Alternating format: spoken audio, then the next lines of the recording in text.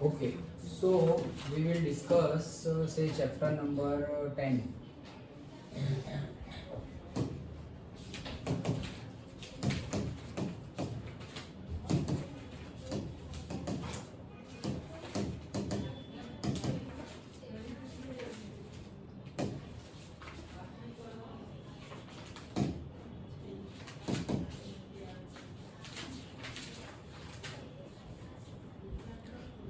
चलो, so we are going to discuss chapter 10, that is agriculture. Okay, तुम क्या कर रहे हो निर्भय? इंग्लिश कर रहे हो, ठीक है. ओके ओके, चलो ध्यान दो. तुम मैथ्स कर रहे हो हिमांशु? ठीक है. ओके चलो, सो एग्रीकल्चर देखते हैं. बहुत सारी चीज़ें हम ये चैप्टर में जो पढ़ने वाले हैं वो हमने क्लास 8 9 में थोड़ी बहुत पढ़ के रखी हुई है. पर्टिकुलरली एग्रीकल्चर में हमें डिफरेंट सॉइल्स के बारे में बात करनी है, सीजन्स के बारे में बात करनी है, क्रॉप्स के बारे में बात करनी है. ओके, बहुत ही इजी चैप्टर है. देखो स्टार्ट करते हैं. Since ancient times agriculture has remained a prime economic activity of most of the people in India. मतलब पहले से एंशियंट टाइम से जो सबसे इम्पोर्टेंट प्राइम एक्टिविटी, सबसे इम्पोर्टेंट एक्टिविटी कोई होगी भारतीयों की, इंडियन की. ओके, वो कौन सी होगी? एग्रीकल्चर, खेती करनी. Okay, even today also main support for the Indian economy is agriculture. आज की डेट में भी अगर इंडियन इकोनॉमी की बात करें तो बहुत ज़्यादा अमाउंट ऑफ हमारे जीडीपी में किसका है? ग्रॉस डोमेस्टिक प्रोडक्ट, जो हमने देख लिया था, हमने तो देखा था पहले. ओके, एसएसटी में हमने वो जो बाद वाले सिविक्स के चैप्टर्स देखे थे उसमें. सो इंडियन जीडीपी में भी सबसे ज़्यादा हिस्सा आज की डेट में भी किसका है? एग्रीकल्चर सेक्टर का. Okay, agriculture is an important resource of India. तो एक बहुत ही अच्छा रिसोर्स है. क्यों? क्योंकि देखो सबके पास ऐसी एग्रीकल्चर पॉलिसी और से एग्रीकल्चर के लिए जो एनवायरनमेंट चाहिए, जो रिवर, वाटर, माउंटेन, सॉइल, सब कुछ जो एनवायरनमेंट चाहिए वो सारे नेशंस के पास नहीं है. देखो सऊदी में कहाँ है? सब कितना कुछ इंपोर्ट करना पड़ता है लोगों के पास से, मतलब डिफरेंट कंट्री. जैसे कोविड के टाइम पे देखो हमने पूरी दुनिया में कितने वीट का ट्रांसपोर्टेशन करवाया. वीट, गेहूं जो इंडिया में होते हैं वो सब हमने ट्रांसपोर्ट करवाए रशिया में और दूर दूर तक यूरोप में. ओके, क्यों? क्योंकि वहाँ पे उतना होता था नहीं. ओके, सो क्रॉप फेलियर हो जाए, और वैसे भी वहाँ पर इतना नहीं होगा. क्यों? क्योंकि दे आर कोल्ड कंट्रीज ना, वहाँ पे ठंड ज़्यादा होती है. तो भले ही सॉइल हो लेकिन एटमॉस्फेयर, एनवायरनमेंट सपोर्ट करना चाहिए ना. वो एनवायरनमेंट सपोर्ट जो सबसे अच्छा होता है वो इंडिया के पास है. ओके, इसीलिए बोल रहे हैं कि हमारा एक अच्छा रिसोर्स है. About 60% of the labour power is engaged in agriculture. हमारे जो लोग है, लेबर पावर है, मतलब मजदूर है, उसमें 60% किस में एंगेज्ड है? एग्रीकल्चर में एंगेज्ड है. Okay, besides supplying food to the people of India, raw materials for many industries also comes from agriculture.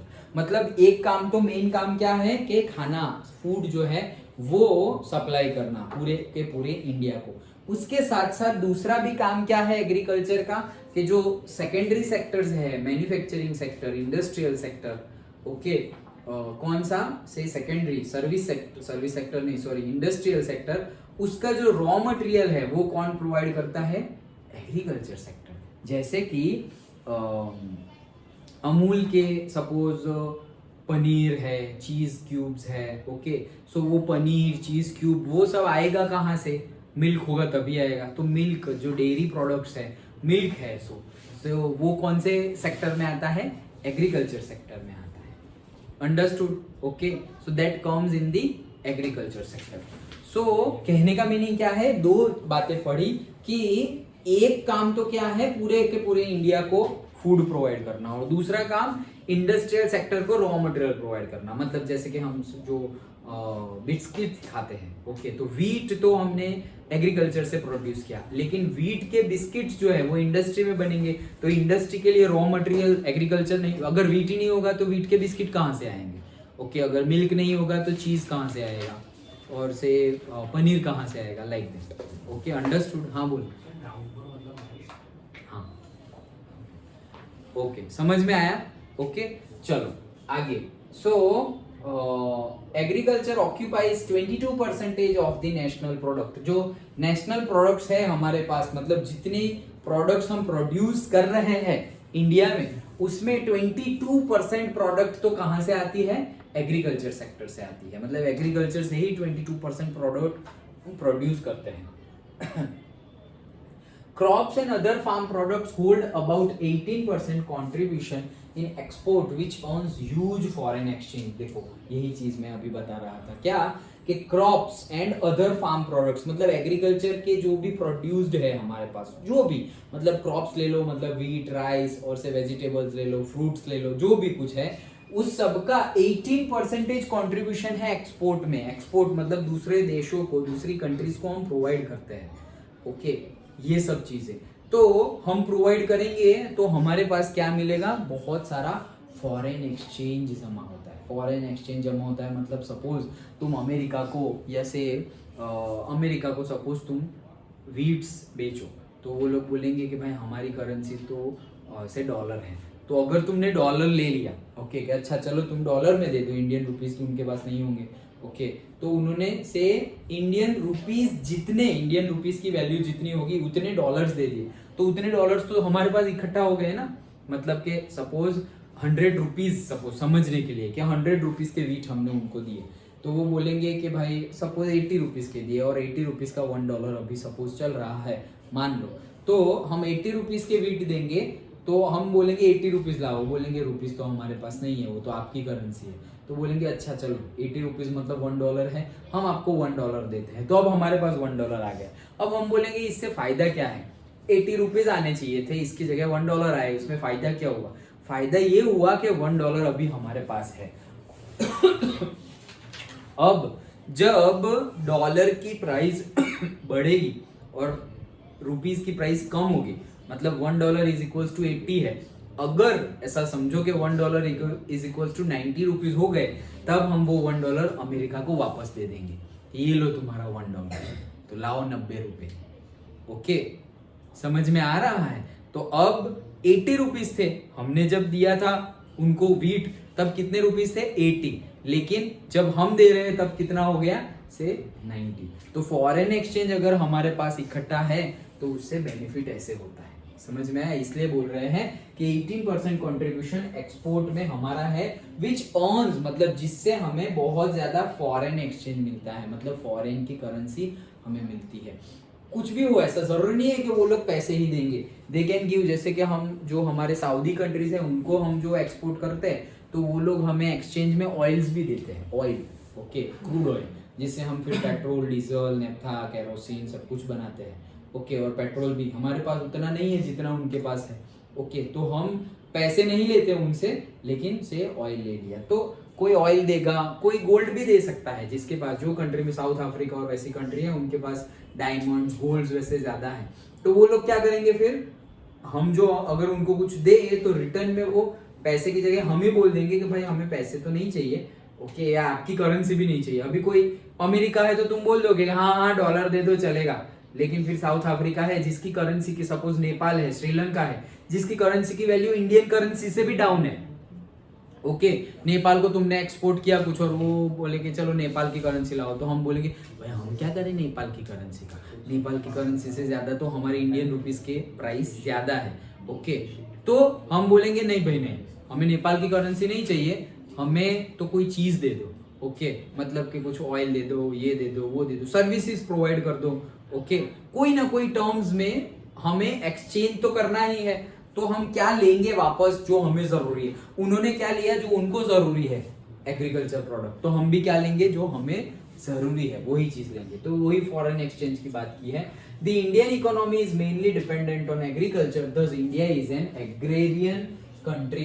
तो इंडियन इकोनॉमी जो है वो एग्रीकल्चर पे डिपेंडेंट है, इसलिए इंडिया को क्या बोलेंगे, एग्रेरियन कंट्री। तो ये क्वेश्चन अगर पूछा जाए कि India is an agrarian country, explain और डिस्क्राइब, तो उसमें तुम्हें ये पूरा पैराग्राफ लिख देना है पॉइंट वाइज करके, ओके, तो पॉइंट वाइज लिख दोगे, स्टार्टिंग से ही लिखो कि भाई स्टार्टिंग के टाइम से, मतलब ये याद रखने का तरीका है, पॉइंट वाइज अगर याद रखा तो कि भाई ये इसमें से क्वेश्चन बन सकता है, तो तुम्हारे पास अगर वो डाइजेस्ट तुम जो यूज करते हो उसमें तो ये सेम कंटेक्स्ट है लेकिन पॉइंट वाइज गिवन है, तो तुम उसी में से डायरेक्टली रीड कर सकते हो या बुक में से करो तो भी कोई नहीं, बट तुम्हें पॉइंट याद रहना चाहिए। और पॉइंट याद रखने का सबसे अच्छा तरीका ये है, अगर बुक में से याद रख रहे हो तो पहला सपोज ये पूरा लाइन है उसमें से एक पॉइंट है, तो देखो ऐसे पढ़ते हैं, जैसे कि मुझे ये कहाँ गया मार्क, ये रहा, तो ये हमारा क्वेश्चन है। क्वेश्चन क्या है कि इंडिया इज एन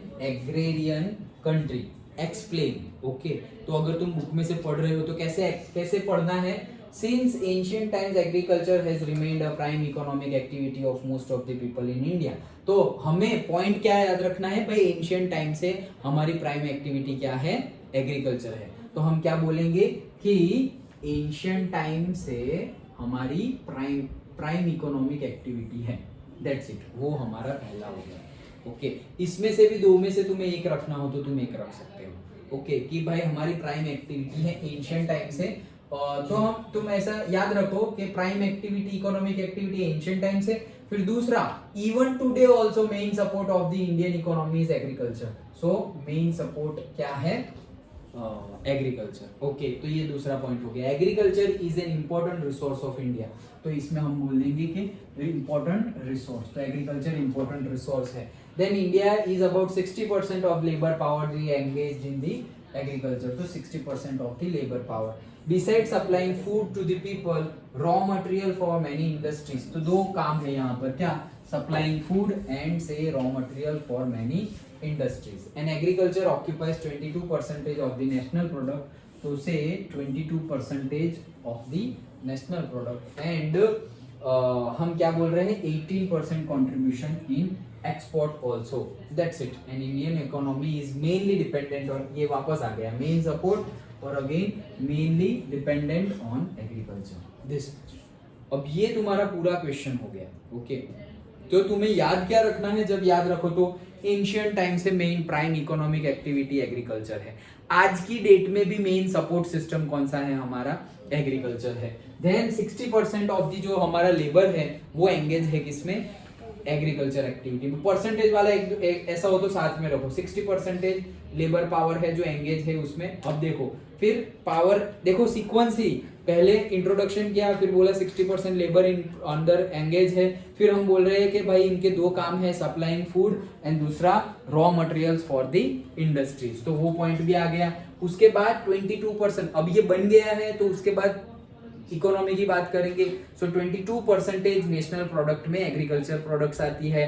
देन जो 18% की बात है, ओके, कितने देखे, कितने आए, 60, 22 एंड 18%, तो 18% क्या है जो एक्सपोर्ट होता है, वो एक्सपोर्ट में एग्रीकल्चर प्रोडक्ट है, तो उससे हमें क्या मिलता है, we can earn the foreign exchange, वो, और फिर मेन सपोर्ट मेनली डिपेंडेंट है एग्रीकल्चर में, दैट्स इट, पूरी की पूरी थियरी बन गई। तो तुम्हें एक बार, जैसे अभी हम समझे, एक एक सेंटेंस हम समझे, अब तुम्हें हर बार एक एक सेंटेंस समझने की जरूरत नहीं, एक बार तुमने यहाँ ट्यूशन में पढ़ लिया, अब घर पे भी अगर पढ़ रहे हो तो फर्स्ट टाइम ध्यान से अगर पढ़ रहे हो उसकी बात कर रहा हूँ, ध्यान नहीं है तो 2-3 बार पढ़ना पड़ेगा, लेकिन पूरा कॉन्सेंट्रेशन वहां है और ध्यान से अगर पढ़ रहे हो तो एक बार पूरा थॉरली पढ़ लिया।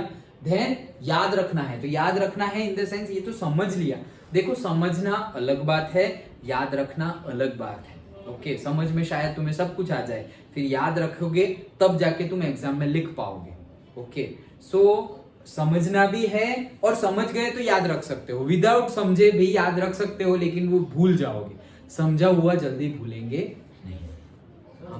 पोएटिक डिवाइस वाला वीडियो है अपना, हाँ है, तो सर वो एक बार सेंड कर देना। हाँ मैं देख लूंगा, अदरवाइज ग्रामर का प्लेलिस्ट देखना, उसमें ज्यादा वीडियोस भी नहीं है, मे बी 7 to 10 वीडियोस होंगे, उसी में है। वही मतलब हमें मैम मेनली वही पूछता है। अच्छा, ठीक, ओके, कल है एग्जाम, परसों है, अच्छा डन, ये समझ में आ गया। ओके, हाँ चलो, in most of the areas in India 2 or more crops annually can be taken due to the factors like fertile plains, favorable climate for round the year cultivation, irrigation, skilled and hard working farmers etc.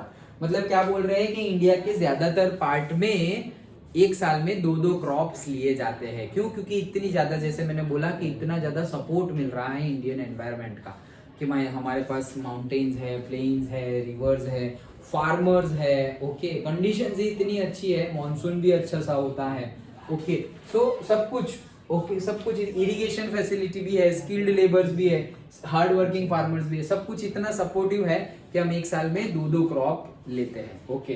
Then even the progress in the field of agriculture is not sufficient, okay, even then the progress, मतलब कि इतना सब कुछ इतना अच्छा है कि एक साल में 2-2 क्रॉप लेते हैं, फिर भी बोल रहे हैं कि जो प्रोग्रेस है एग्रीकल्चर सेक्टर में वो सफिशिएंट नहीं है, मतलब वो भी उसमें बहुत ज्यादा प्रोग्रेस करनी बाकी है।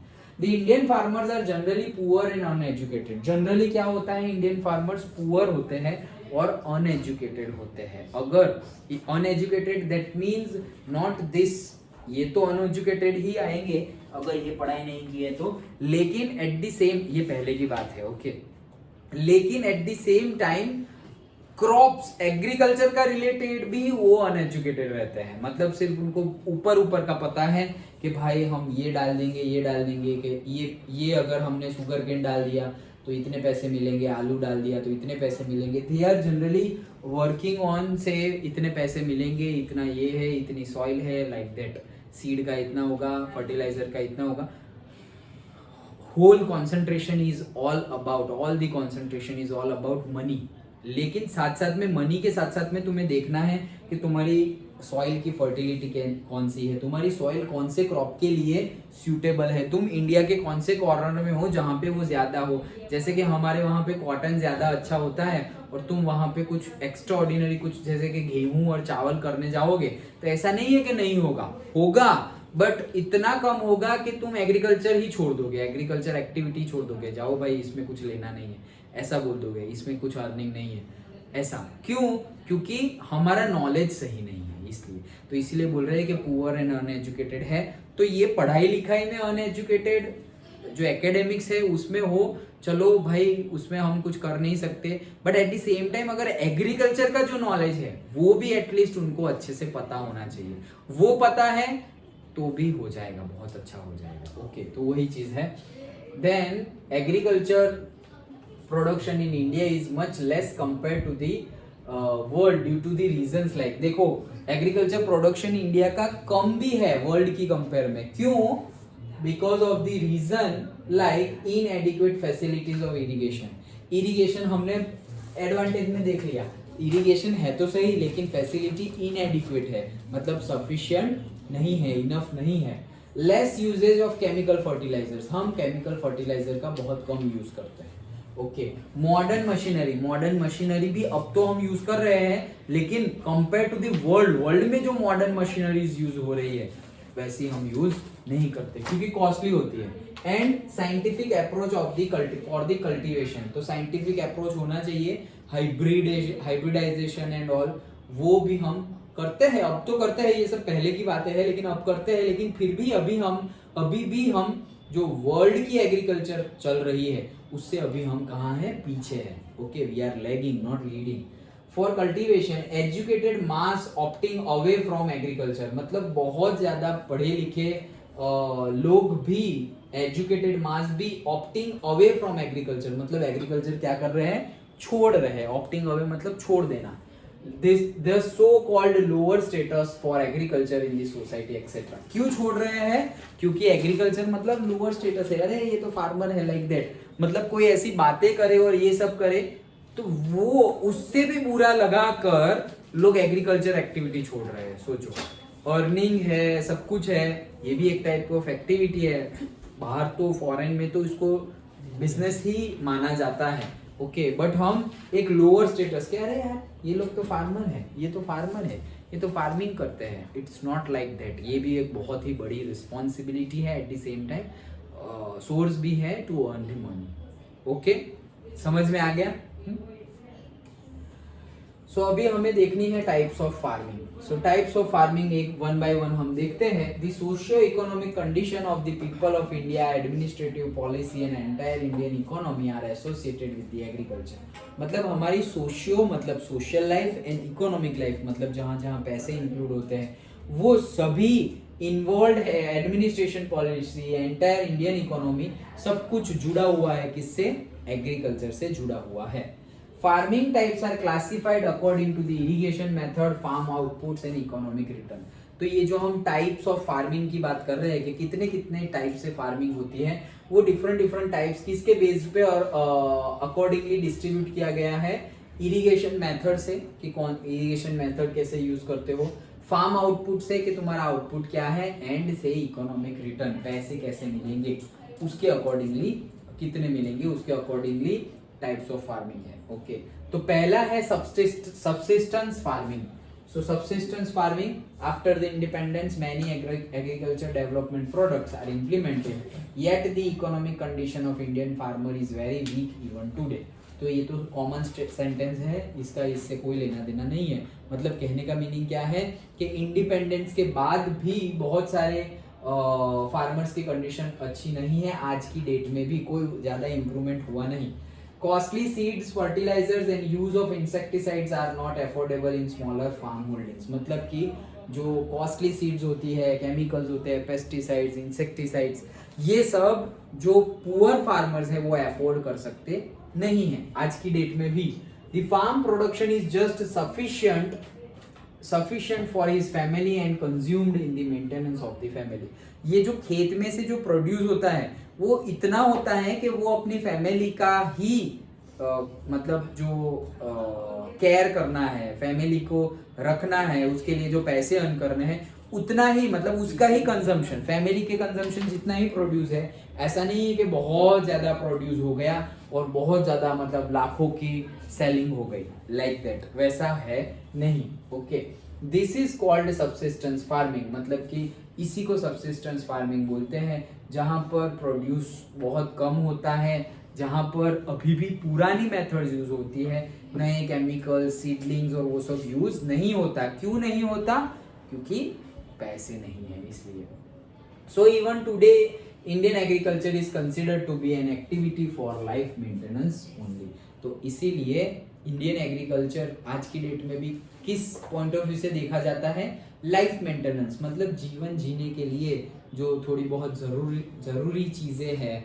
ओके, कि भाई हाँ, अगर फार्मिंग कर रहे हैं तो हमें हमारे लिए तो खाना मिल जाएगा। और वो जनरली फार्मर्स क्या करते हैं, अगर हमारे यहाँ पे फार्म में सपोज ब्रिंजल हो रहा है और बाजू में सपोज बिसाइड में आलू हो रहा है, तो हमारे सारे ब्रिंजल हम तो नहीं खाएंगे, तो हमने रख लिए, फिर बाकी के ब्रिंजल सपोज उनको दे दिए, तो उन्होंने हमें एक्सचेंज में पोटैटो दे दिए, फिर बाकी हमने टोमेटो वाले को दे दिए थोड़े, तो उन्होंने टोमेटो दे दिए। मतलब कि खुद का ही मेंटेनेंस, खुद की फैमिली का मेंटेनेंस हो सकता है उतना ही, लेकिन not as a business point of view से एग्रीकल्चर इंडिया में अभी नहीं हो रहा है। हाँ, जो हो रहा है वो कौन सा हो रहा है, से जो अभी अभी हम बोल रहे हैं ऑर्गेनिक फार्मिंग, वो बिजनेस पॉइंट ऑफ व्यू से हो रहा है, पैसे अर्न करने के लिए हो रहा है,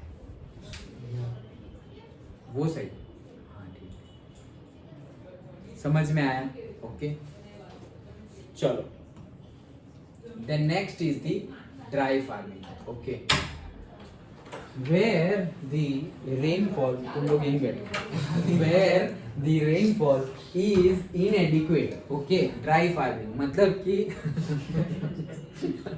where the rainfall is inadequate, irrigation facilities are less, there farming is dependent only on rain. मतलब dry farming मतलब क्या, कि जहाँ पर फार्मिंग किस बेस पे होती है, जहाँ पर मतलब वैसी फार्मिंग कि पूरी की पूरी फार्मिंग कहाँ पर डिपेंडेंट है, सिर्फ रेन पे डिपेंडेंट है। मतलब बारिश होगी तो अच्छी फार्मिंग होगी और बारिश नहीं होगा तो फार्मिंग अच्छी नहीं है। क्यों? क्योंकि इरिगेशन फैसिलिटी वहां पर नहीं है। ऐसे जाते जाते ऐसे देखते देखते जा रहा था वो कि चलो वो साइड पार्टी करते हैं ना।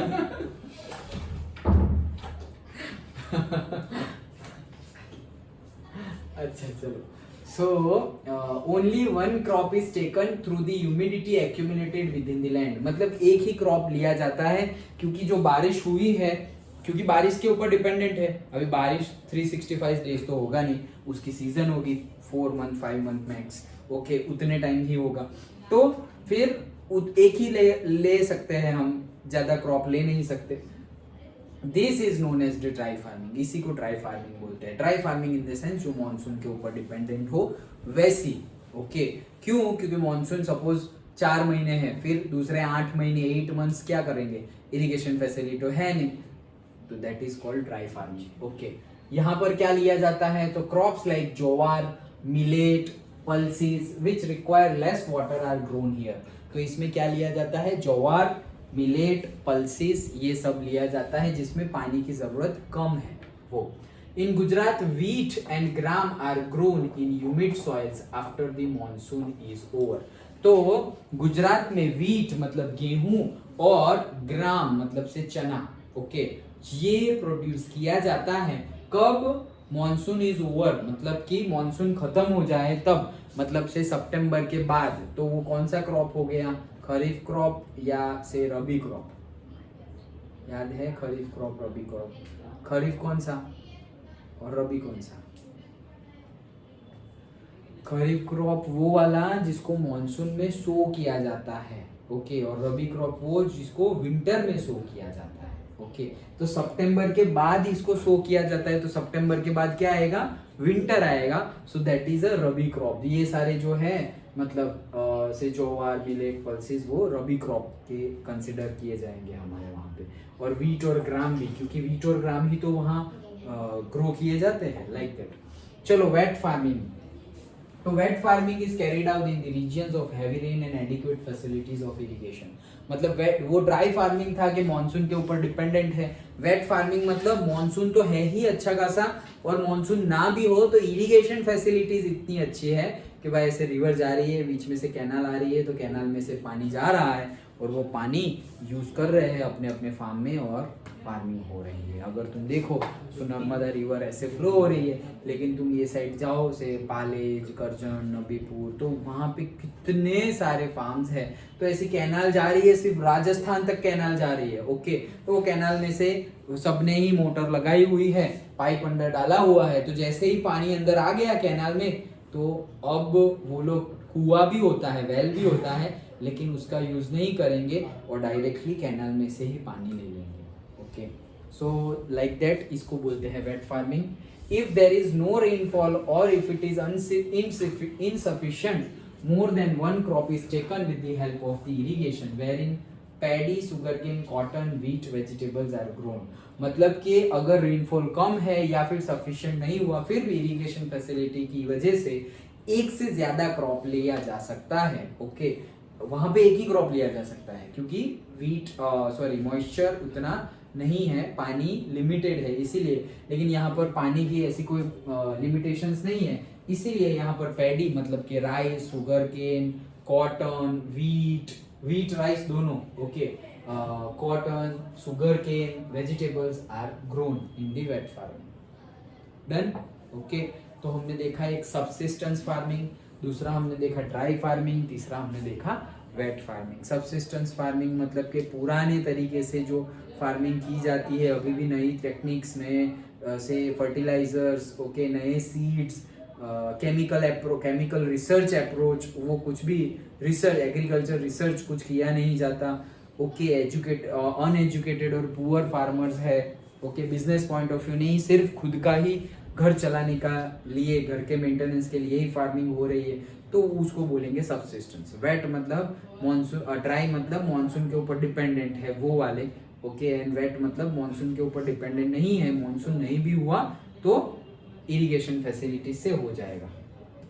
देन नेक्स्ट शिफ्ट और से jhum agriculture. So here forest are burned and cleared and farming is carried out there. मतलब क्या किया जाता है, फॉरेस्ट है उसको जला दिया जाता है, burned, okay.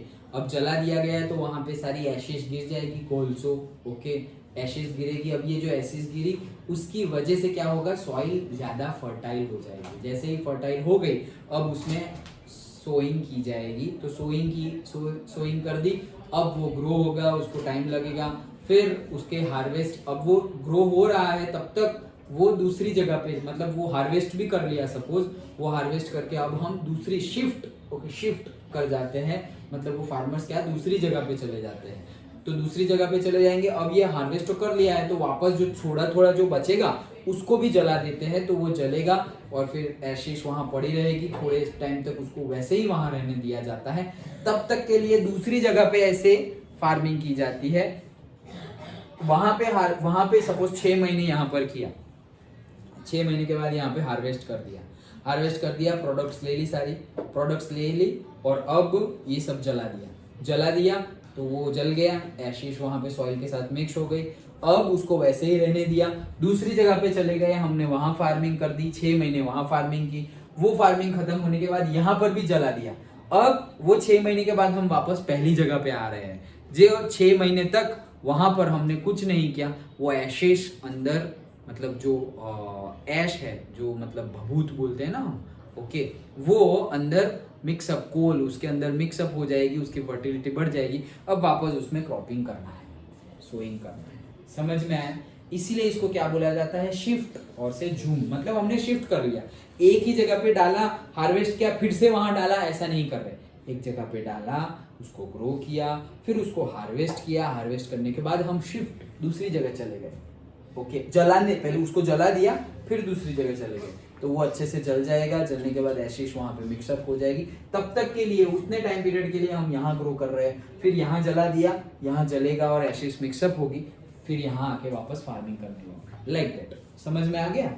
Okay, so the farming takes place for 2 or 3 years, okay, when soil fertility is reduced, that area is abandoned and the same method is applied to start farming at other place। मतलब कि एक जगह पर तुमने farming की, फिर suppose तुम उसी जगह पे फार्म कर रहे हो, उसी जगह पे वापस क्रॉपिंग, सोइंग किया, हार्वेस्ट किया, सोइंग किया, हार्वेस्ट किया, तो मतलब सारे के सारे सॉइल के न्यूट्रिशंस क्या होते गए, रिड्यूस होते गए, फिर खत्म होने जैसे आ गए।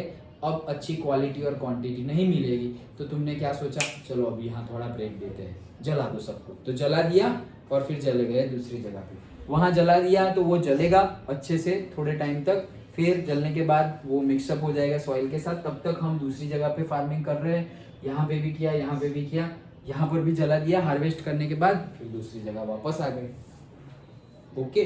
सो वैसा ही किया जाता है। This is called jhum cultivation. Cereals, और इसको झूम कल्टीवेशन भी बोलते हैं। सीरियल्स और vegetables are grown in the type of agriculture. तो cereals, okay, and vegetables grow किए जाते हैं इसमें। This production is less in this type of agriculture. The production is less, मतलब कि इस टाइप के एग्रीकल्चर में जो प्रोड्यूस्ड होता है वो कम होता है। क्यों कम होता है? क्योंकि फिक्स्ड सॉइल तो है नहीं, जगह चेंज करते रहनी है, यहाँ किया फिर वापस वहाँ किया, ओके। और एक ना एक जगह पे अगर तुम बार बार करोगे तो क्वांटिटी और क्वालिटी पे भी फर्क आएगा, सो प्रोड्यूस्ड कम होता है यहाँ पर। एंड लास्टली, लास्ट के बाद भी एक और है, okay. So fifth one is the plantation agriculture, okay. So this is a special type of agriculture. ये स्पेशल टाइप का एग्रीकल्चर है। Here rubber, tea, coffee, cocoa, coconut, apple, mango, oranges, grapes, amla, lemon, kharek, etc. are reared with great care। मतलब यहाँ पर क्यों exceptional है, क्यों special है? क्योंकि यहाँ ये सारी चीजें एकदम अच्छे से, केयर से, मतलब वैसे नहीं जैसे कि शुगर केन है, वीट है, राइस है, तो तुमने डाल दिया, अब पानी तुमने डाला, ये वो, इतना ज्यादा केयर की जरूरत नहीं है। एक दिन तुम पानी डालना भूल गए और दूसरे दिन जा रहे हो, कोई प्रॉब्लमेटिक सिचुएशंस नहीं है, ओके। ये सारे जो फ्रूट्स एंड वेजिटेबल्स वाले प्लांटेशन वाला एग्रीकल्चर है वो एक्सट्रीम केयर में किया जाता है। मतलब उसको पर्टिकुलर सनलाइट चाहिए, उसको पर्टिकुलर वाटर कंटेंट चाहिए, उसको सॉइल भी वैसी चाहिए, फर्टिलाइजर भी वैसे चाहिए, बहुत ज़्यादा केयर, बहुत ज़्यादा हमें उसकी देखरेख करनी पड़ेगी, ओके। पर्टिकुलरली कॉफ़ी है, टी है, रबर है, सारे फ्रूट्स, एप्पल है, लेमन है, ऑरेंजेस, ग्रेप्स, सब में बहुत ज़्यादा केयर। इसीलिए देखना फ्रूट्स महंगे मिलते हैं, ओके। फ्रूट्स कितने महंगे मिलते हैं, क्यों? क्योंकि उसमें ज़्यादा एफर्ट्स जाता है, ओके। ऐसा नहीं कि बस ऐसे सीड डाल दिया और हो गया, लाइक दैट, ओके।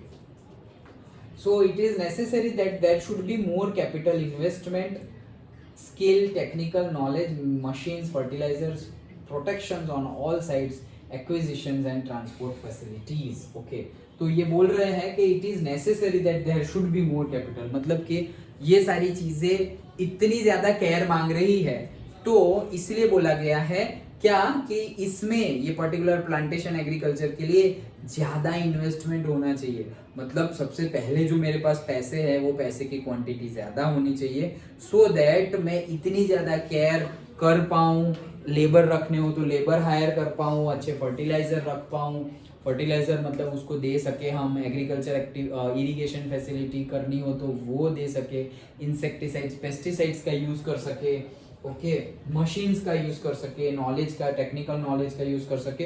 सब कुछ होने के बाद ट्रांसपोर्टेशन की फैसिलिटीज भी अच्छी होनी चाहिए, जैसे कि गेहूं और राइस और वो सब तो ऐसे बोरी भर भर के ट्रक में डाल डाल के ले जाएंगे, लेकिन फ्रूट्स को ऐसे जैसे तैसे करके ले गए तो वो स्क्वैश हो जाएंगे और वो उसका फिर प्राइस जैसा मिलना चाहिए वैसा मिलेगा नहीं। ओके, सो ज़्यादा इन्वेस्टमेंट भी चाहिए और ज़्यादा केयर भी चाहिए प्लांटेशन एग्रीकल्चर में। And last but not the least, intensive farming. So intensive farming is the mechanized way of farming through the utilization of increased irrigation, use of chemical fertilizers, मतलब कि latest type की farming जो पैसों के लिए की जाती है। और इंटेंस मतलब क्या कि लेटेस्ट टेक्नोलॉजी का यूज करेंगे, लेटेस्ट मशीन्स का यूज करेंगे, लेटेस्ट फर्टिलाइजर्स, सीडलिंग्स, ओके, से रिसर्च अप्रोच में से जो पता चला हो, रिसर्च से पता चला हो, हाइब्रिड सीड्स, सब कुछ यूज करेंगे हम, insecticides and other mechanical equipments. Cash crops grow more in this type of farming. तो ये टाइप को ऑफ फार्मिंग में कौन से ग्रो किए जाते हैं crops? Cash crops. Cash crops मतलब जिसे हम रोकड़ या पाक भी बोलते हैं, ओके, जैसे कि ऑयल और से कॉटन, वो सब किस में आएंगे? कैश क्रॉप्स, मतलब जिसके जो बहुत ज्यादा यूज होता है, बहुत ज्यादा यूज, जैसे कि कॉटन कितना ज्यादा यूज होता है, ऑयल देखो तुम कोई भी खाना बनाओ लेकिन ऑयल तो चाहिए। तो व्हीट और राइस तो बाद में आएगा, लेकिन सबसे पहले क्या आएगा? ऑयल आएगा, क्योंकि रोटी बनाओ तो भी ऑयल चाहिए और से राइस बनाओ तो भी ऑयल तो चाहिए ही। ओके, सब्जी बनाओ ऑयल चाहिए, मतलब अब ऐसा मत बोलना कि सर राइस में कहाँ ऑयल चाहिए, हाँ, फिर उसके बाद सब्जी बनाएंगे तो सब्जी के लिए तो चाहिए ना, अकेला राइस थोड़ी खाएंगे। Okay, like that. So the per hectare production has increased very much here and area sown under these crops has increased। मतलब इसमें हम इतना ज़्यादा लेटेस्ट टेक्नोलॉजी और सब कुछ यूज़ कर रहे हैं तो प्रोडक्शन ज़्यादा हो रहा है। ओके, वही चीज़ बता रहे हैं। As more importance is given to economic returns in this type of farming, it is also known as commercial farming। इसमें सबसे ज़्यादा इम्पोर्टेंस किसके ऊपर दिया जाता है? कितने ज़्यादा पैसे अर्न करे, return, economic return. Okay, economic returns पे ज़्यादा ध्यान दिया जाता है कि कितने पैसे मिलेंगे, कितना इन्वेस्टमेंट करे, अभी कितना मिलेगा। इसीलिए इसका दूसरा नाम क्या है? कमर्शियल फार्मिंग भी। अंडरस्टूड? तो ये इम्पोर्टेंट क्वेश्चन था, इसमें से ऑब्वियसली क्वेश्चन आने के चांसेस है कि types of farming. Done? Okay, so ये थे टाइप्स ऑफ फार्मिंग। अब फार्मिंग मेथड्स की बात करते हैं। ओके, फार्मिंग मेथड्स में से organic farming, sustainable farming, mixed farming etcetera are some of the current methods of farming in India. So organic farming, sustainable farming and mixed farming, ये थोड़ी methods हैं। Okay, देखो ऑर्गेनिक फार्मिंग जैसे अभी हमने discuss किया था, तो the rate at which the chemical fertilizers and insecticides are used, the destructive effects of these chemicals is also felt। मतलब कि जिस तरह से हम केमिकल फर्टिलाइजर्स यूज कर रहे हैं, ओके, इंसेक्टिसाइड्स, पेस्टिसाइड्स यूज कर रहे हैं, तो होगा क्या? ये सारे केमिकल्स की इफेक्ट हमारी हेल्थ पे भी होगी, क्योंकि हम जो फ्रूट्स, वेजिटेबल्स सब कुछ खा रहे हैं वो ग्रो कैसे किया गया है? केमिकली ग्रो किया गया है। और से जो राइपन होता है फ्रूट, जैसे कि आम है, ओके, तो वो आम कच्चे आम है, फिर उसको केमिकली अगर तुम उसको पकने दो, केमिकली, वैसे हम नहीं करते कि वो सपोज ग्रास और वो है सूखी, ओके, एकदम से ड्राई ग्रास एंड ऑल, उसके ऊपर रख दिया आम, तो थोड़े दिन के बाद वो पकने लगेगा, राइपन होने लगेगा। लेकिन केमिकली मतलब तुम बॉक्स में ही रख दो, लेकिन एक दो ऐसे मैंने खुद देखा है, ओके, एक दो पर्टिकुलर ऐसे पैकेट्स होंगे, वो पैकेट्स अंदर छोड़ दो, ओके, तो वो अपने आप राइपन होती जाएगी, मतलब हो जाएगी। अब देखने में तुम्हें दोनों ही राइपन लगेगी, पकी हुई लगेगी, लेकिन जो नेचुरली पकी हुई है उसकी स्वीटनेस कुछ अलग ही है, और ये सिर्फ बाहर से पकी हुई है और थोड़ी बहुत टेस्ट उसका स्वीट लगेगा, अदरवाइज वो खट्टी ही लगेगी। ओके, लाइक दैट, तो वो उतनी अच्छी राइपन नहीं हुई है। सो यही चीज़ बता रहे हैं कि केमिकल्स की इफेक्ट है, और केमिकल्स की इफेक्ट ना हो इसके लिए हम कर रहे हैं क्या, ऑर्गेनिक फार्मिंग। इसीलिए ऑर्गेनिक फार्मिंग से जो प्रोडक्ट्स मिलती है, ऑर्गेनिक प्रोडक्ट्स, वो क्या होती है, महंगी होती है। क्यों? क्योंकि उसमें केमिकल्स का यूज नहीं किया है। केमिकल्स का यूज नहीं किया है तो क्वांटिटी लिमिटेड है। केमिकल्स का यूज ज्यादा करेंगे, केमिकल फर्टिलाइजर का, तो ज्यादा क्वांटिटी में प्रोड्यूस कर सकते हो, और ज्यादा क्वांटिटी में प्रोड्यूस किया तो ज्यादा पैसे मिलेंगे। लेकिन ये लोग कम क्वांटिटी में प्रोड्यूस कर रहे हैं, लेकिन हेल्दी प्रोड्यूस कर रहे हैं, केमिकल नहीं है, तो वो बोलेंगे कि भाई हमने तो इतना ही प्रोड्यूस किया हुआ है, ये लो। लेकिन सपोज जैसे मैंने उस दिन एग्जांपल दिया था कि से बनाना है, तो से ऑर्गेनिक फार्म के बनाना और से हमारे जो नॉर्मल बनाना आते हैं वो, सो नॉर्मल बनाना सपोज 40 रुपीज़ है, तो ऑर्गेनिक वाले उससे भी थोड़े महंगे होंगे, से 45 रुपीज़। ये 30 है तो वो 40 रुपीज़ होंगे। ओके, वैसे ही सारे ही टाइप के वेजिटेबल्स ग्रो किए जाते हैं बाय ऑर्गेनिक मेथड, मतलब जहाँ पर तुम केमिकल फर्टिलाइजर्स एंड ऑल का यूज क्या करो, नहीं करो या कम से कम करो, सो दैट वो हमारी हेल्थ के लिए अच्छा होगा। अगर हेल्थ के लिए अच्छा है तो पैसे भी तो ज्यादा लगेंगे, इसके लिए ही बोल रहे हैं। Okay, so due to the presence of these chemicals and insecticides in grains, vegetables and fruits, it has affected adversely the hygiene of the people। तो हेल्थ पे एडवर्सली इफेक्ट कर रहा है, मतलब ये सब खाना खाने से तो हेल्थ अच्छी होनी चाहिए, लेकिन अभी हेल्थ इतनी अच्छी हो नहीं रही है। वैसे ही जंक फूड खा रहे हैं और हम बोलेंगे घर का खाना, लेकिन घर का खाने में भी केमिकल्स और वो सब भरा पड़ा है। Okay, so more damage is caused to environment, और एनवायरनमेंट को भी बहुत ज्यादा डैमेज होता है, क्योंकि तुम सॉइल में इतने ज्यादा केमिकल्स एंड ऑल डालोगे तो डैमेज ही है। द प्रोडक्टिव और फिर उसी में पानी और वो सब फ्लो होगा, तो वो भी वाटर पॉल्यूशन है, सॉइल पॉल्यूशन है, एनवायरमेंटल पॉल्यूशन, सब कुछ ही इंक्लूडेड है। The productive capacity and the fertility of the land has reduced, due to which the crop production of the land and its quality were reduced over a long run। तो अगर ऐसे ही अगर use करते रहे हम, तो quantity और quality दोनों ही क्या हो जाएगी, रिड्यूस हो जाएगी। तो ये सब चीजें ऑर्गेनिक फार्मिंग की बात नहीं की गई है, ऑर्गेनिक फार्मिंग की बात अब करेंगे। ये सारी बातें की है कि जो हम रेगुलर फार्मिंग करते हैं, जिसमें हमने बहुत ज्यादा केमिकल्स का यूज किया था। ये कैसे हिला? अच्छा, नहीं मतलब क्विक तो नहीं है। ओके, सो से जो रेगुलरली हम फर्टिलाइजर्स यूज करते हैं, इंसेक्टिसाइड यूज करते हैं, पेस्टिसाइड्स यूज करते हैं, वैसे सारे केमिकल्स यूज नहीं करेंगे तो क्वांटिटी और क्वालिटी, वैसे सारे केमिकल्स अगर यूज करते ही गए तो क्वांटिटी और क्वालिटी धीरे धीरे क्या हो जाएगी, कम हो जाएगी। क्वांटिटी तो बढ़ती हमें दिखाई दे रही है, लेकिन क्वालिटी क्या हो जाएगी, कम, और धीरे धीरे करके क्वांटिटी भी कम हो जाएगी। क्यों? क्योंकि कितना केमिकल्स डालोगे तुम, केमिकल्स के अंदर तो हम क्रॉप्स को ग्रो नहीं कर सकते, तो ज्यादा केमिकल्स डालोगे तो अभी क्वांटिटी बढ़ रही है लेकिन क्वालिटी कम हो रही है। एक पॉइंट ऐसा आएगा सॉइल का कि तुम कितना भी केमिकल डालो, अब वो ज्यादा ग्रो नहीं करेगी। तो यही पॉइंट है, तो वैसी फार्मिंग नहीं करनी चाहिए। अब हम बात करते हैं सेकेंड पैरा में कि ऑर्गेनिक फार्मिंग क्या है। So organic farming is that method of farming in which urea और एनी अदर केमिकल फर्टिलाइजर्स और insecticides are not used. That is most important, chemicals हम यूज नहीं कर रहे हैं। For the nutrition of the crop, dung और से earthworm fertilizers, composite fertilizers etcetera are used. मतलब न्यूट्रिशन के लिए क्या यूज करते हैं, काउ डंग यूज करते हैं, मतलब गोबर। ओके, सो काउ डंग यूज करेंगे। अर्थवॉर्म फर्टिलाइजर्स मतलब जो अर्थवॉर्म होते हैं ना, ओके, जिसे हम अड़सिया बोलते हैं। ओके, सो अर्थवॉर्म भी सॉइल को, और से पर्टिकुलर काउ डंग है, ये वो गार्बेज है, उसको भी मतलब पर्टिकुलर क्या कर देगा, एक कंपोस्ट बना देगा। तो वैसा, और से दूसरा से वर्मी कंपोस्ट बोलते हैं हम, कंपोस्ट फर्टिलाइजर, उसका यूज करेंगे हम।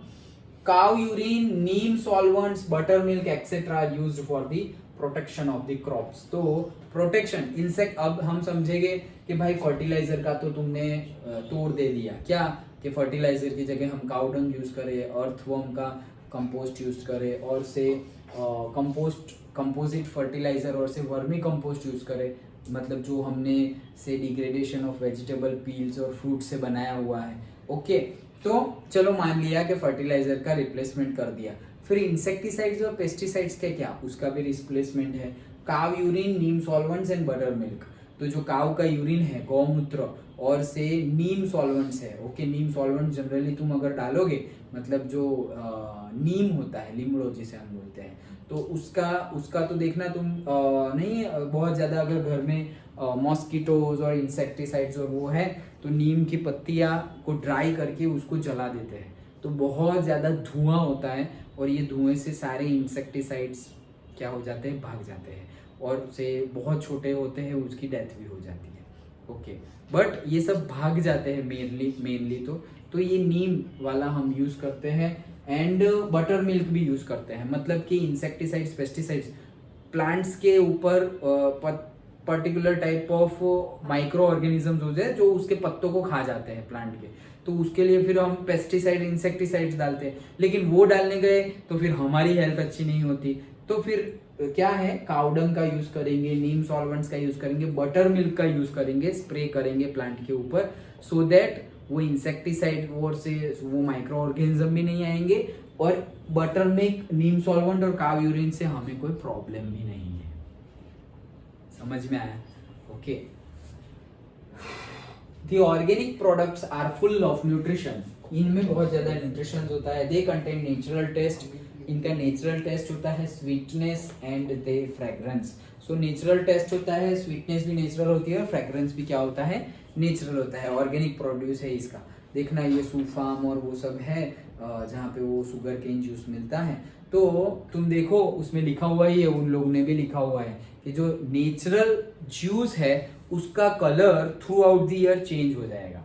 ओके, नेचुरल जूस का कलर मतलब शुगर केन का जूस तुम पियो तो कभी थोड़ा ग्रीनिश दिखेगा, कभी थोड़ा येलोइश दिखेगा, कभी थोड़ा ग्रेइश दिखेगा बहुत, अगर फिर हम सोचेंगे कि यार शुगर केन अच्छी नहीं होगी इसीलिए ऐसा है, but it's not like that. Sugarcane अगर थ्रू आउट तुम ले रहे हो तो डिपेंडिंग अपॉन द सीजन उसके ऊपर भी इफेक्ट होगा ना। सो केमिकल, कभी तुमने ऐसा देखा है कि वो माजा है वो ग्रीन कलर की आती है और फैंटा ब्लैक कलर की आती है? नहीं आती। क्यों? क्योंकि वो आर्टिफिशियल ड्रिंक्स है, तो उसमें कलर में, टेस्ट में, कहीं में चेंज आएगा नहीं। लेकिन ये जो हमारा नेचुरल है तो नेचुरली टेस्ट भी डिफरेंट हो जाएगा थोड़ा, और से कलर भी थोड़ा डिफरेंट हो जाएगा, सब कुछ डिफरेंट हो जाएगा, लेकिन फ्रेग्रेंस भी थोड़ी डिफरेंट हो जाएगी, कांस्टेंट नहीं रह रही है। ये अच्छी बात है, कांस्टेंट नहीं रह रही। कांस्टेंट रह रही है मतलब आर्टिफिशियल है वो। ओके, तो कांस्टेंट नहीं है वो अच्छी बात है, जैसी है वैसी ही हमें एक्सेप्ट करनी चाहिए। तो वही चीज बता रहे हैं कि नेचुरल होता है ये सब।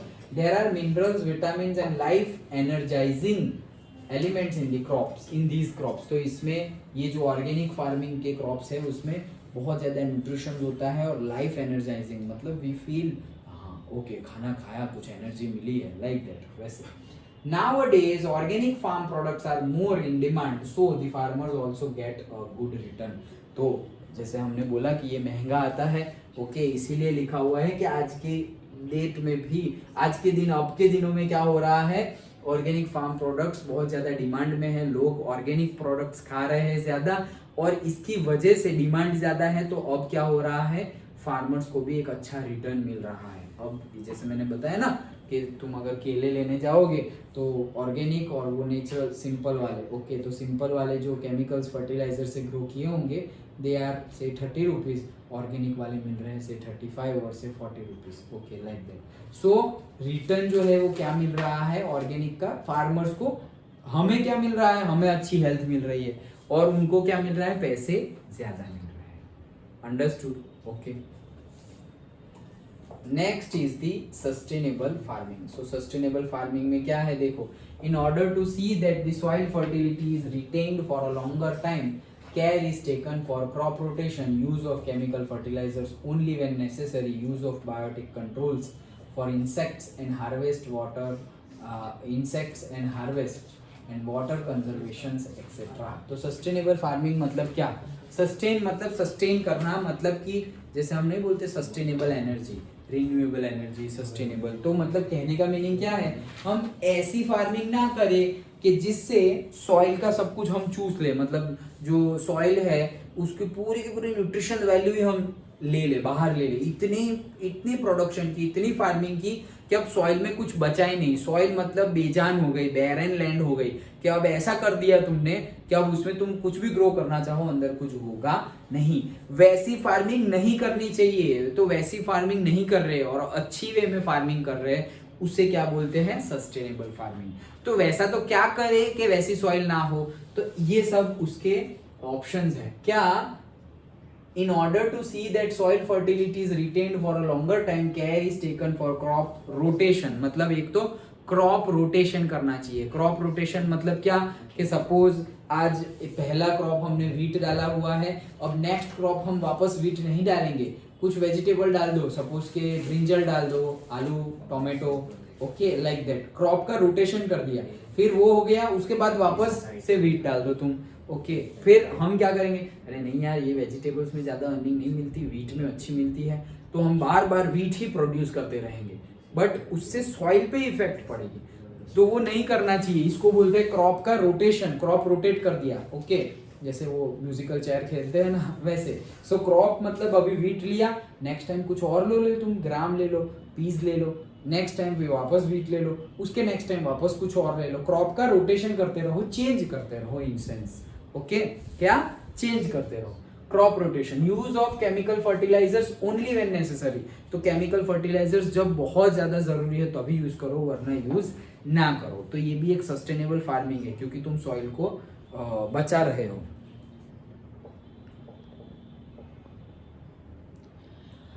Okay, then use of biotic controls for insects and harvest. तो बायोटिक कंट्रोल होना चाहिए, मतलब जैसे हमने अब बोला ना, इंसेक्ट्स और हार्वेस्ट के लिए हम क्या यूज करेंगे? से नीम ऑयल यूज, नीम, ओके, नीम का ऑयल और से नीम लीफ का यूज करेंगे।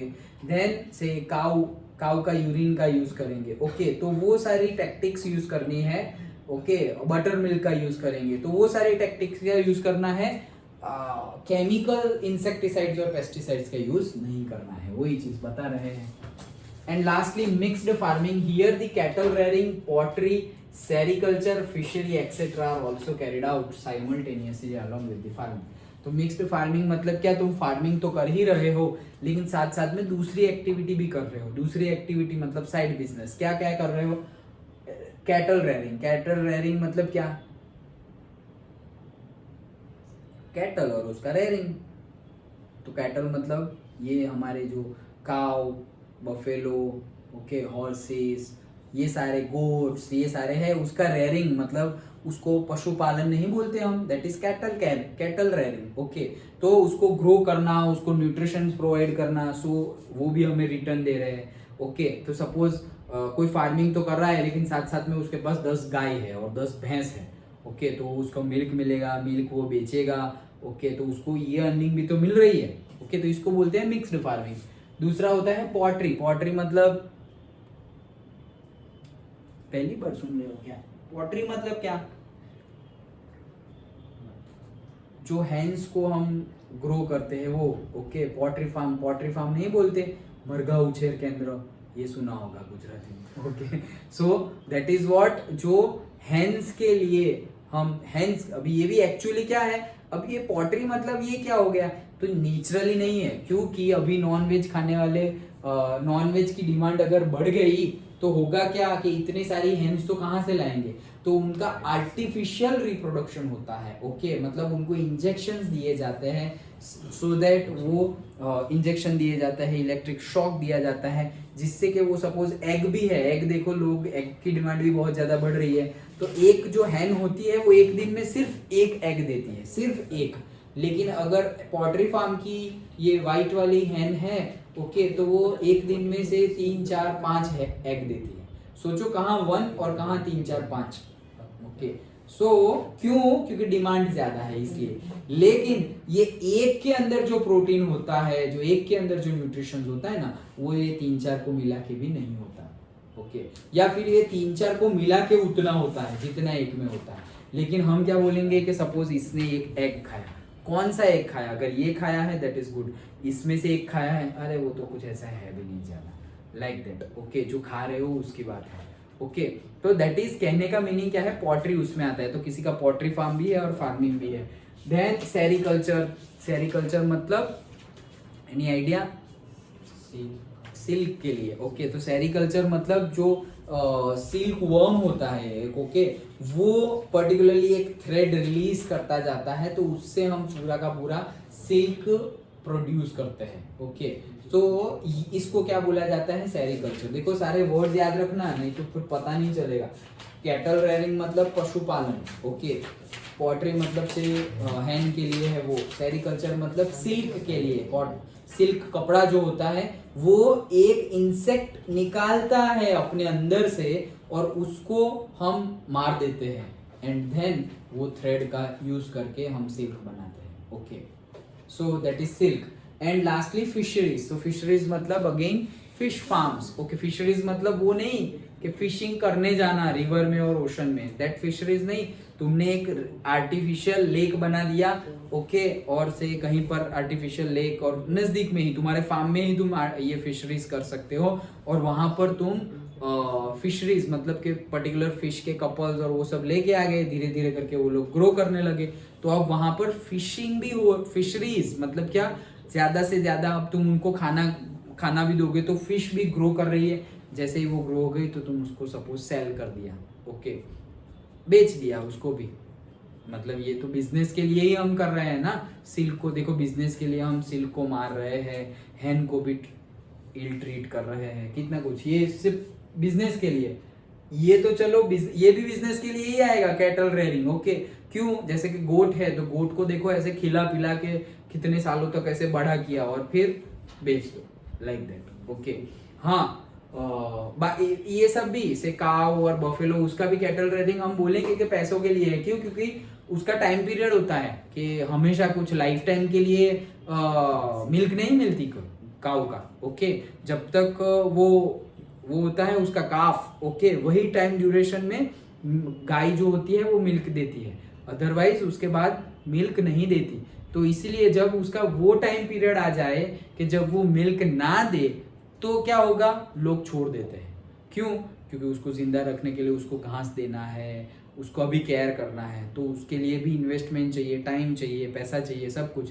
तो जब तक दूध मिल रहा था, और दूध मिल रहा था इन द सेंस पैसे मिल रहे थे, तब तक उसको अच्छे से केयर किया, और जैसे ही उसका वो टाइम पीरियड आया जब उसके बाद अब वो देगी नहीं, दूध नहीं देगी, तो अब लोग क्या कर देते हैं, उसको ऐसे ही छोड़ देते हैं। तो नहीं, रास्ते पे तुमने कितना देखा होगा, ऐसे ही घूमती रहती है काऊ, ओके, वो मिल्क नहीं देती है, ओके, क्योंकि वो मिल्क देने का टाइम पीरियड होता है, जब काफ प्रोड्यूस होता है उसी के पर्टिकुलर टाइम पीरियड होता है, तब तक ही वो मिल्क देती है, अदरवाइज मिल्क नहीं देती।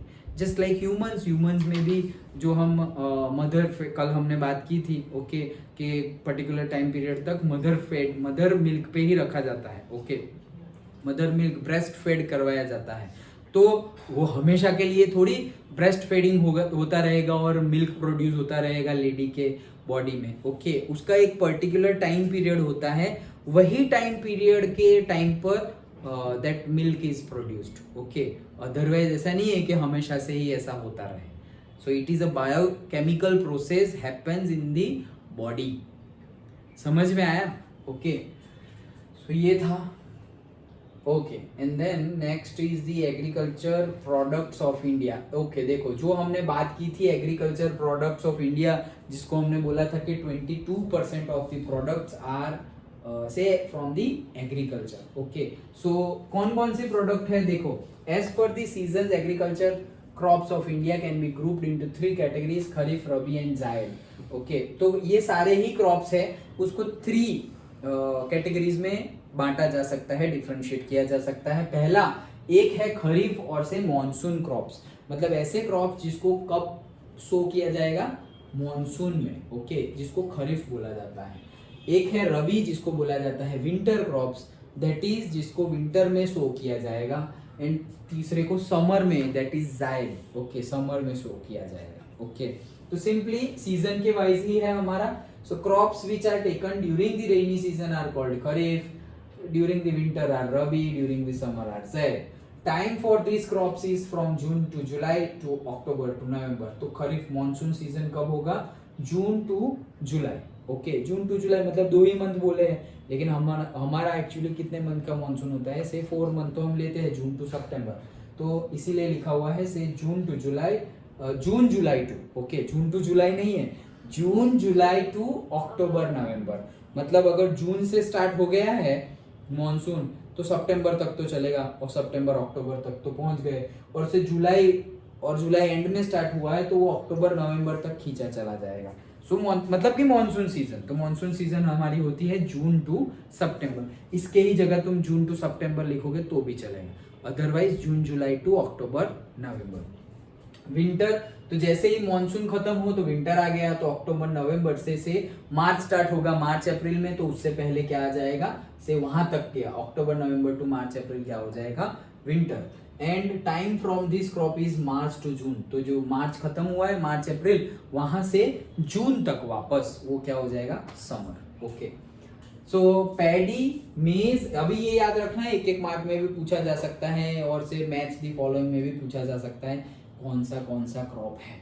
Okay, so paddy, maize, jowar, millet, cotton, til, groundnut, moong and मट are the kharif crops. Wheat, gram, barley, mustard, linseed, etc. are rabi crops. Paddy, maize, groundnut, till, okay. Sesame जिसे बोलते हैं, till, okay. That is millet and fruits like watermelon, cucumber, muskmelon, etc. are the side crops.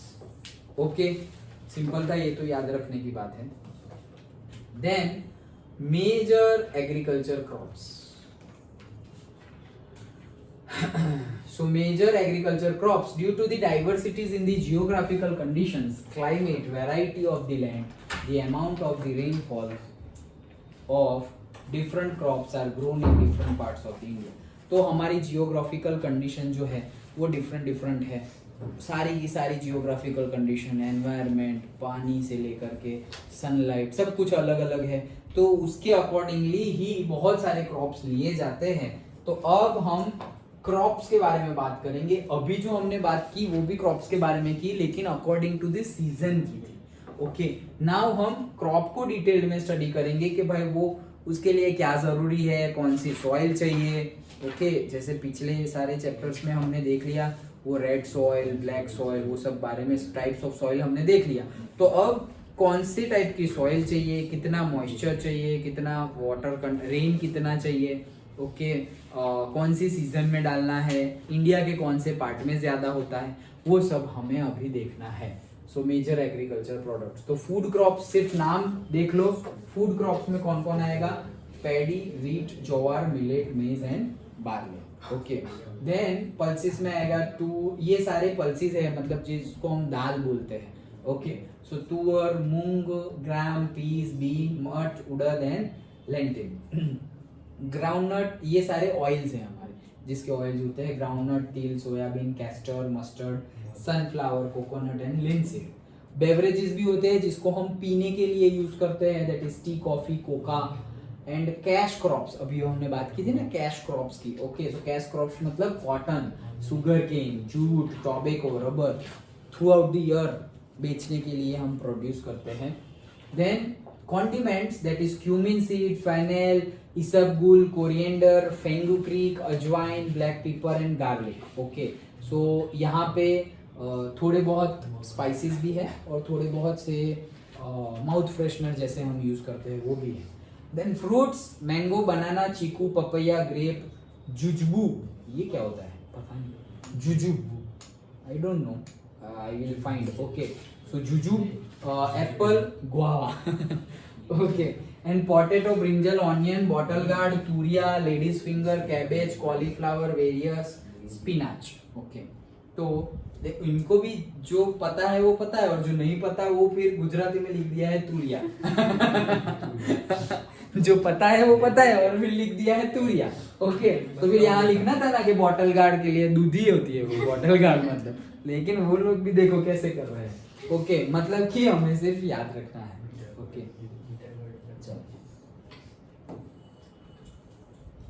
So one by one हमें देखने हैं, कितना time हुआ है, कल करना है, कितना है?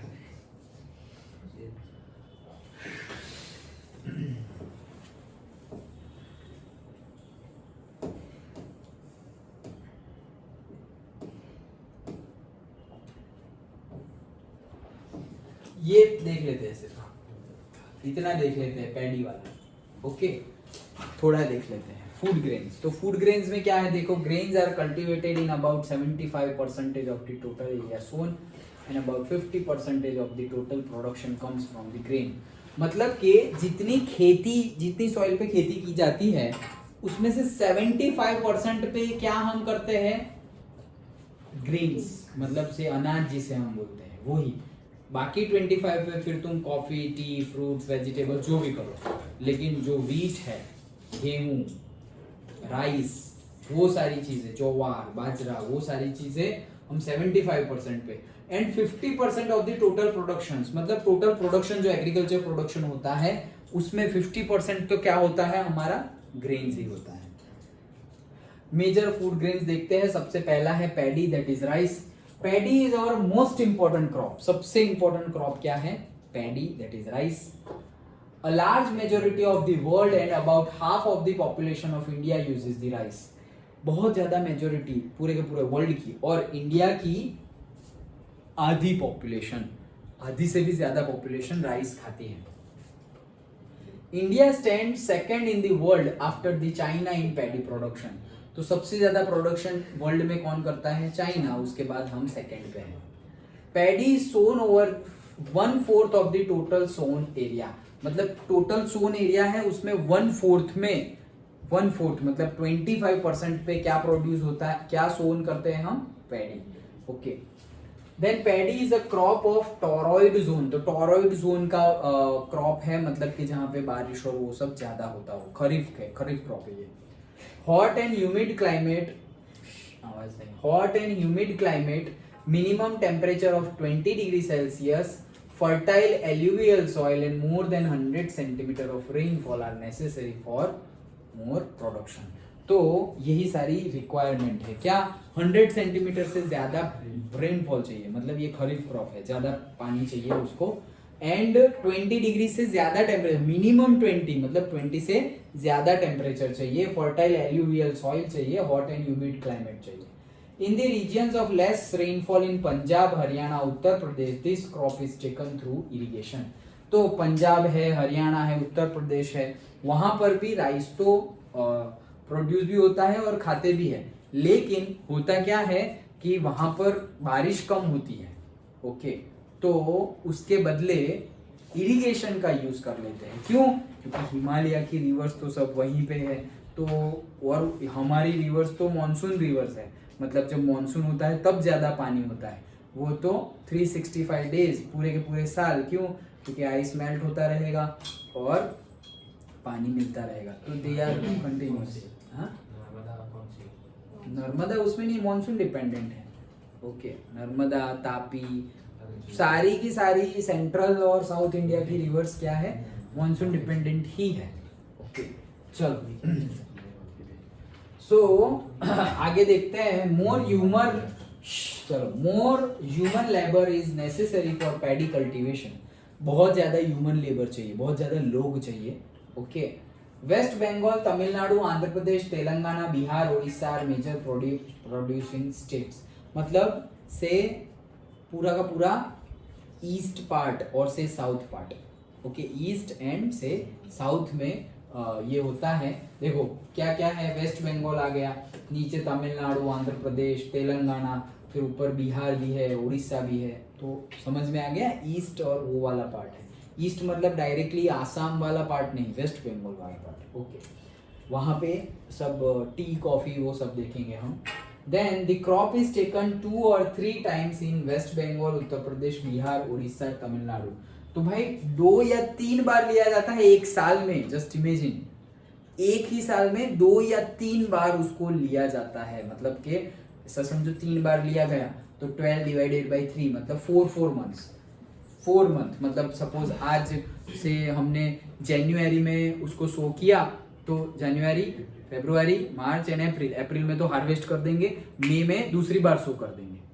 ओके, फिर मई, जून, जुलाई, अगस्त में हार्वेस्ट कर दिया, तीसरी बार सितंबर में डाल देंगे, लाइक दैट। ओके, तो 2 से 3 बार लिया जाता है ये सारे डिस्ट्रिक्ट में, ये सारे स्टेट्स में, वेस्ट बंगाल, उत्तर प्रदेश, बिहार, उड़ीसा, तमिलनाडु में। गुजरात में सूरत, तापी, पंचमहाल, अहमदाबाद, खेड़ा, आनंद, वलसाड डिस्ट्रिक्ट में ये लिया जाता है। मतलब ये जो हमारा बेल्ट है ना, सूरत टू अहमदाबाद, वही ओके, वही पूरे बेल्ट में ये लिया जाता है। पैडी रिक्वायर्स मोर वाटर, ज्यादा पानी चाहिए उसको। However, instead of keeping the paddy fields fully under the water, paddy is grown by irrigating through sprinklers using less water। मतलब कि जनरली ये कैसे प्रोड्यूस किया जाता है, फुल ऑफ वाटर उसमें, मतलब यहाँ घुटने तक, नीज तक का पानी उसमें रखना पड़ता है। तो वैसा करते हैं कहाँ पे, वेस्ट बंगाल है, उड़ीसा है, वहां पे बारिश भी ज्यादा होती है, तो वहां पे वैसा करते हैं। लेकिन हमारे वहां पे अगर प्रोड्यूस करना हो तो हम कैसे प्रोड्यूस करेंगे, स्प्रिंकल वाटर, मतलब वो फाउंटेन लगा देंगे। तो ऐसे ऐसे ऐसे ऐसे थोड़ा थोड़ा थोड़ा थोड़ा, जेएमएक्सी जाओगे तो तुम्हें दिखा होगा कभी, ओके। तो ऐसे स्प्रिंकल हो जाता है, ओके, फाउंटेन में से वो, तो मतलब पानी का यूज कम हुआ, eight the same time grow भी हो रहा है, तो लेस पानी वो कंज्यूम होगा, ओके। और उसके उसकी हेल्प से ये किया जाता है। तो देखो ये कैसे किया हुआ है, देखो ये सारे राइस है, देखो पूरे के पूरे पानी में डूब, मतलब पानी में हमारे पैर अंदर चले जाएंगे, उतना ज्यादा पानी, ओके, वैसे किया जाता है, ओके। और ये फिर ऐसे बड़ा होता है, तो ऐसा फोटो गिवन है। एंड देन जब हम ये निकाल लेंगे तो लाइक दिस, ओके। एक्चुअल जो हम ये देखो, ये थोड़ा ग्रेइश और से येलोइश पार्ट है ना, बंद हो गया, ओके, ग्रेइश और येलोइश पार्ट है ना, वो बहुत ही ज्यादा इसमें न्यूट्रिशन है, लेकिन हम वो निकाल देते हैं, और हम ये वाइट खाते हैं, लेकिन एक्चुअली इसमें बहुत ज्यादा न्यूट्रिशन होता है, ओके। तो जिसको वैसे भी स्पेशल मिलते हैं, ओके, महंगे मिलते हैं और महंगे, लेकिन एक्चुअली में सस्ते मिलने चाहिए, क्योंकि ये निकालने के लिए जो मेहनत करनी पड़ती है, वो मेहनत तो बच गई, क्योंकि तुम्हें तो वही चाहिए डायरेक्टली, तो डायरेक्टली ले लो। ये महंगे मिलने चाहिए, लेकिन ये भी जो लोग है, पब्लिक है, उसको पता नहीं होता, इसलिए वो बेचते हैं और वो महंगे ले लेते हैं। अदरवाइज मेहनत तो इसमें सबसे ज्यादा है, क्योंकि सब कुछ फाइन करके लाना है, okay. So this is all about the paddy. समझ में आया, ओके। कई जगह पे ऐसे जहाँ पानी भरा हुआ रहता है, तो वहीं पे फिशरीज करते हैं, मतलब यहीं पे फिशिंग डाल देते हैं, मतलब फिश यहाँ पर है, ये पानी में घूम रही है, ओके। तो फिशरी भी जैसे हमने बोला ना, ओके, मिक्स्ड फार्मिंग का टाइप, तो ये फार्मिंग तो हो ही रही है, at the same time fisheries भी वहीं पे है, मतलब वहीं पे फिश उन्होंने ग्रो कर दिया है, तो फिश ग्रो कर रही है, वो वहां पर ही बड़ी बड़ी हो रही है फिश, ओके। और फिर मैच्योर हो जाए, टाइम मिल जाए उसको, तो उसको भी बेच देते हैं, एक ही जगह पे दोनों काम, ओके, लाइक दैट। मतलब वो तो अलग से करना पड़ता है, अलग से पॉन्ड बनाकर, लेक बनाकर, लेकिन ऐसे भी पर्टिकुलरली क्योंकि इसी में किया जाता है, हाँ, पैडी में ही किया जाता है, बाकी किसी को इतना ज्यादा पानी नहीं चाहिए, जितना ऐसे हमने डुबा के रखा हुआ है, उतना ज्यादा पानी कोई और क्रॉप को नहीं चाहिए, तो पैडी में ही ऐसा किया जाता है। वेस्ट बंगाल में ऐसी प्रैक्टिस है। समझ में आया सर? अगर वो जो बोलते हैं प्योर वेजिटेरियन है, उनको अगर बताते हैं फिश फार्मिंग होता है, तो उसमें क्या है, ऐसे भी फिश कहाँ घुस गई है उसमें ये तो राइस ही है, वो भी जिंदा फिश है, मरी हुई भी नहीं है, तो उसमें तो कुछ नहीं है, मतलब कुछ मिक्सिंग तो हुआ ही नहीं ना, अलग ही है दोनों, ओके, लाइक दैट। तो आई डोंट थिंक कि ऐसा कुछ हो, लेकिन चॉइस, चलो बाकी कल देखेंगे।